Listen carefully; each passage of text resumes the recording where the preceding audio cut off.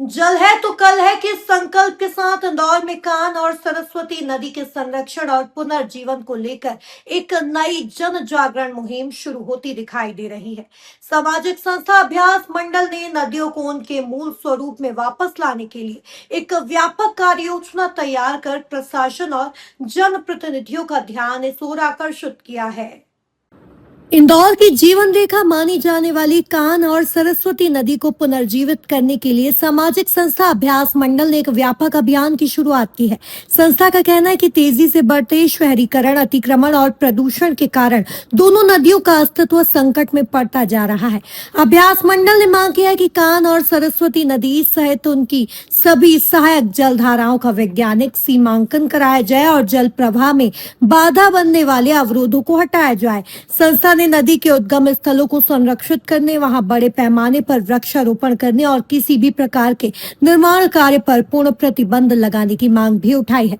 साथ ही नदी तटों पर हुए अतिक्रमण हटाकर उन्हें प्राकृतिक स्वरूप में विकसित करने का सुझाव दिया गया है। अभ्यास मंडल ने कान और सरस्वती नदी पर बने चौक डैम और अन्य जल संरचनाओं के जीर्णोद्धार की भी मांग की है। सबसे महत्वपूर्ण मुद्दा नदियों में गिरने वाले गंदे और प्रदूषित पानी का है। संस्था ने स्पष्ट कहा कि जब तक सीवेज और दूषित जल के सभी आउटफॉल पूरी तरह बंद नहीं किए जाएंगे, तब तक नदी संरक्षण के प्रयास सफल नहीं हो सकते। नदी संरक्षण अभियान को आगे बढ़ाते हुए संस्था के सक्रिय कार्यकर्ता अनिल बोरगांवकर और सुनील बेनवंशी ने स्थानीय पार्षद सुरेश टाकलकर से मुलाकात की। कार्यकर्ताओं ने पार्षद से आग्रह किया कि संबंधित विभागों के माध्यम से आवश्यक कार्रवाई सुनिश्चित की जाए ताकि नदी संरक्षण के प्रयासों को गति मिल सके। पार्षद सुरेश टाकलकर ने भी विषय की गंभीरता को स्वीकार करते हुए हर संभव सहयोग और पहल का आश्वासन दिया। इंदौर से एनकाउंटर न्यूज की रिपोर्ट। साथियों, मेरे साथ अभी चंद्रशेखर गवली जी और सुनील जी साथ में हैं। हम लोग मेन गेट से करीब 100 मीटर आगे नीचे नदी में उतर करके आगे की ओर थोड़ा बढ़ रहे हैं। ये देखिए नदी का दृश्य है यहाँ पर। यहाँ तक तो जहाँ तक मैंने आपको पहले फ़ोटो डाला था, मंदिर तक तो घर वगैरह दिखते हैं, उनको घरों का कचरा दिखता है। इसके पश्चात और धीरे धीरे आगे जाने के बाद नदी के छोर से थोड़ा सा और पीछे की ओर सारी मल्टीज़ वगैरह बनी हुई है।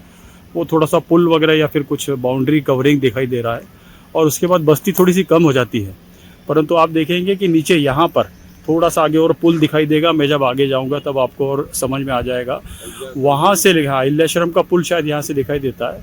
वहाँ से लेकर के तो और नीचे तक ये देखिए पूरा का पूरा जलकुंभी और बेशरम के पेड़ वगैरह और सारा कचरा लोगों द्वारा भी डाला हुआ, नगर निगम का वालों भी डाला हुआ। ये सारा कचरा यहाँ पर है। ये नदी नाले के रूप में यहाँ बहती जा रही है और ये देखिए कचरा, पेड़ कटे हुए, टूटे हुए, सारा कचरा है यहाँ पर। और मुझे लगता है कि जब तक कोई बहुत बड़ा आंदोलन नहीं होगा तब तक हम सामाजिक रूप से, व्यवस्थित रूप से इकट्ठा होकर के, और इसको मुश्किल है कर पाना। शासन अभी जेसीबी मशीनों के सहायता से निर्माण कार्य वगैरह जो भी आगे कर रहा है, जहाँ तक मैं अभी तक प्राइमरी मेरा थिंकिंग ऐसा है कि जो वो लोग कर रहे हैं, वो जैसा भी कर रहे हों, सफाई वो लोग कर पाएंगे। और अगर हमें सफाई करना पड़ेगी तो आंदोलन के स्वरूप को बहुत बड़ा, बहुत विस्तृत रूप देना पड़ेगा। बीच बीच में जो नाले की टैपिंग वाली बात की जा रही थी, तो इसमें कई जगह कॉलोनी से बड़े बड़े होल्स, पाइप, सीमेंट के पाइप भी यहाँ नाले में गिर रहे हैं। जो कंस्ट्रक्शन करने वाले लोग हैं वो ये बता रहे हैं कि भाई थोड़ा सा हमारा कंस्ट्रक्शन का काम होने के बाद इनको हम लोग बंद कर देंगे, पर वो आता हुआ पानी बाद में कहाँ रुकने वाला है, वो कहाँ टैंक बना हुआ है, इस बारे में हमें कोई जानकारी नहीं है। और थोड़ा आगे जाने के बाद में अहिल्याश्रम का पुल दिखाई दे जाता है, वो मैं थोड़ा सा आगे जा कर के आपको बता देता हूँ।